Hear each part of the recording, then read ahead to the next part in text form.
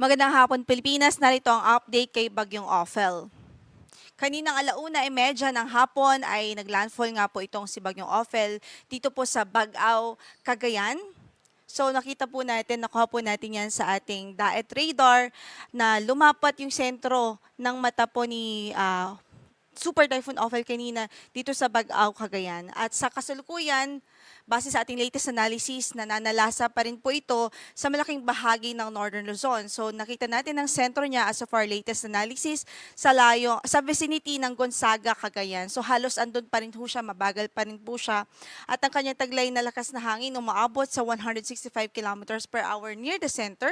So napakalakas pa rin ho nitong bagyo. Taglay pa rin ito ang mapaminsalang hangin. At ang gustiness niya ay umaabot po sa 275 kilometers per hour. Ang kanyang direksyon sa ngayon ay pakanluran, hilagang kanluran o west-northwest at 20 kilometers per hour. So ayan, nakikita nga po natin sa ating latest satellite, halos sakop pa rin ho ang buong Northern Luzon ng epekto ng bagyong ito, yung radius niya, Northern Luzon and some parts of Central Luzon. And makakonfirm natin yan sa signal. Dahil dyan nakataas pa rin ang signal number 4 sa Babuyan Islands. Ito po, yung areas na ito, sa northern and eastern portions ng mainland Cagayan. Signal number 4 pa rin ho tayo. Ibig sabihin, posible pa rin po ang halos umaabot sa 165 kilometers per hour near the center na maximum sustained winds. Samantala, signal number 3 naman sa Batanes. Dito po yan sa Batanes, rest of Cagayan, sa northern portion of Isabela, northern portion of Apayao, maging sa northern portion of Ilocos Norte. Then signal number 2 naman sa western and eastern portions of Isabela, rest of Apayao, Kalinga, northeastern portion ng Abra, the eastern portion of Mountain Province and the rest o natitirang bahagi pa ng Ilocos Norte. Ito pong yellow shaded areas. Signal number 2 pa rin ho, kaya hindi po pwede maging kampante dahil andyan pa nga po yung bagyo. And then signal number 1 naman sa natitirang bahagi ng Isabela, sa Quirino, northern portion ng Nueva Vizcaya, the rest of Mountain Province, the rest of Ifugao, the rest of Abra, the northern portion ng Benguet, Ilocos Sur, northern portion ng La Union at maging northern portion ng Aurora. So makikita nga po natin yung kabuuan ng ating signal concentrated po dito sa Northern Luzon at ilang bahagi ng gitnang Luzon na Central Luzon.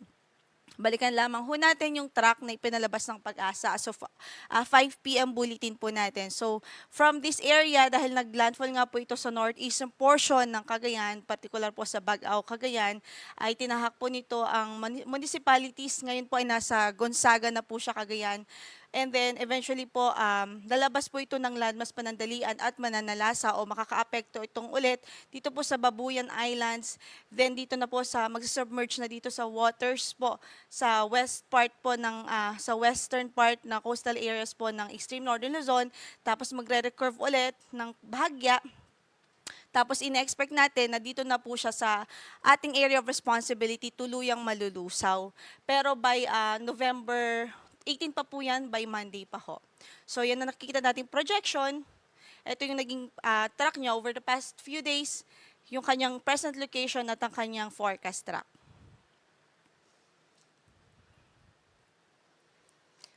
Kaugnay dyan, pagdating naman po sa rainfall, meron po tayong warning pa rin sa heavy rainfall. Posible ang heavy rainfall dito po sa Cagayan area. And then, for today po yan, ngayong araw hanggang bukas ng hapon. So, this afternoon until tomorrow afternoon, Cagayan ay posible pa rin ng intense to torrential na mga pag-ulan. No, ito po yung matinding pagbuhos ng ulan sa halos walang humpay na pagbuhos ng ulan. Then dito naman sa Ilocos Norte, Apayao, at sa Isabela, posible po yung heavy to intense o yung malakas hanggang sa matinding pagbuhos ng ulan na dulot pa rin ni Typhoon Ophel. Samantala, yung moderate to heavy, yung katamtaman hanggang sa malakas na pagbuhos ng ulan, ay pwedeng ma-experience pa rin dito sa Abra, Kalinga, Mountain Province, Ifugao, Quirino, Nueva Vizcaya at maging sa Aurora.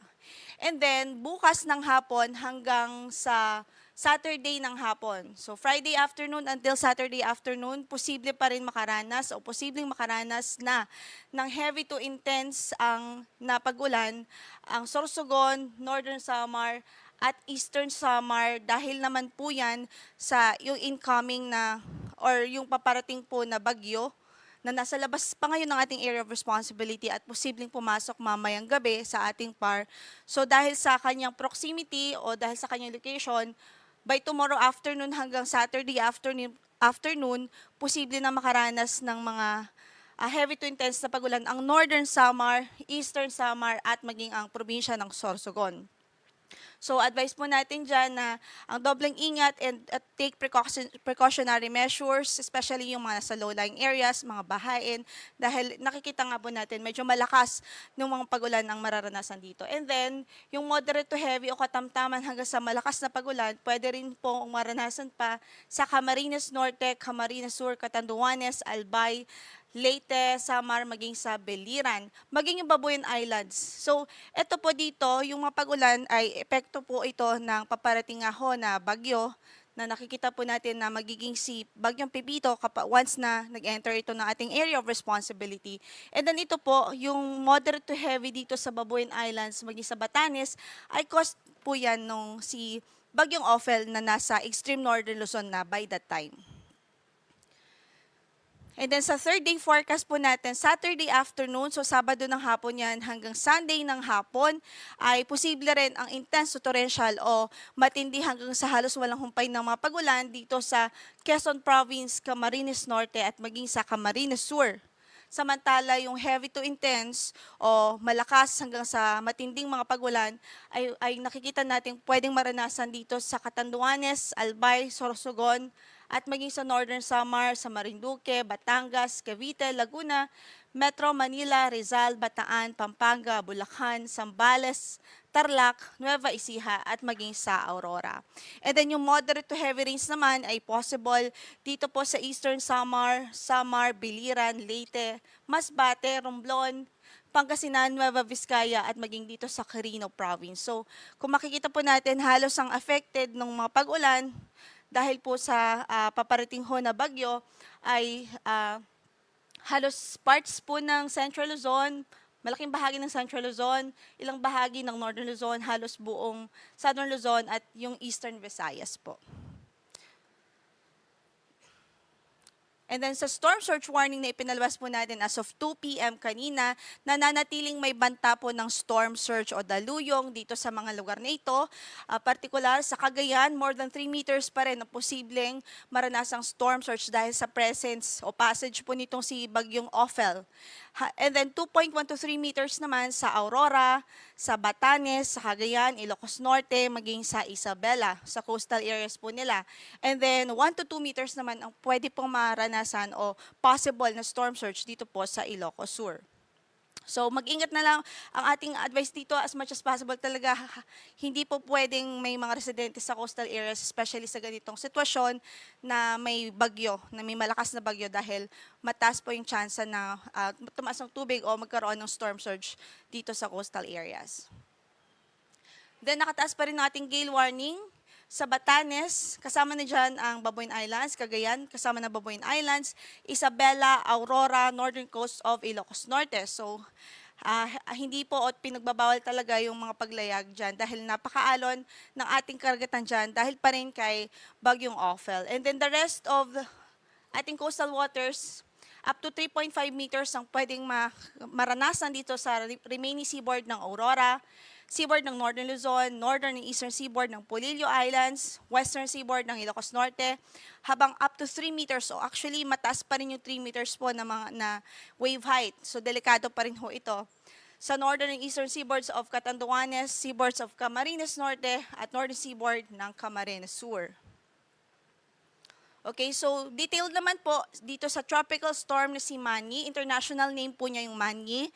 So nasa labas pa po ito ng ating area of responsibility as of this time. At ang nakita nating sentro, huli natin siyang na-estimate sa 1,190 kilometers silangan ng Eastern Visayas. Taglay nito ang lakas ng hangin na umaabot sa 85 kilometers per hour near the center at gustiness o pagbugsupon na 105 kilometers per hour. At ang kanyang pagkilos, base sa ating pagtaya, ay pakanluran, timog kanluran sa bilis po na 20 kilometers per hour. So kung hindi po magbago ang kanyang track at ang ating projection nito, by evening po today o ngayong gabi, ay papasok po ito ng ating area of responsibility at papangalanan po natin si Bagyong Pepito. And then sa forecast nga na ipinalabas po ng Pag-asa, doon po sa ating Tropical Cyclone Advisory, nakikita po natin ang projection po niya, mataas po yung chance ng landfall scenario. Ibig sabihin, lalapat po sa lupa o lalapit po talaga ito sa kalupaan. So, ine-expect natin by Saturday no morning ay mas malapit na po ito sa kalupaan and posible ang landfall between Southern Luzon and even Eastern Visayas base po dito sa projection. At i-remind lang din po natin ang public na as long as nakapaloob po kayo dito sa tinatawag nating cone of probability, ibig sabihin posible po na dyan mag-landfall sa areas na yan. Sa ngayon, mataas po yung mataas o malawak yung ating cone of probability dahil napakalayo pa po ng bagyo. So, ibig sabihin may uncertainty pa po tayong kino-consider.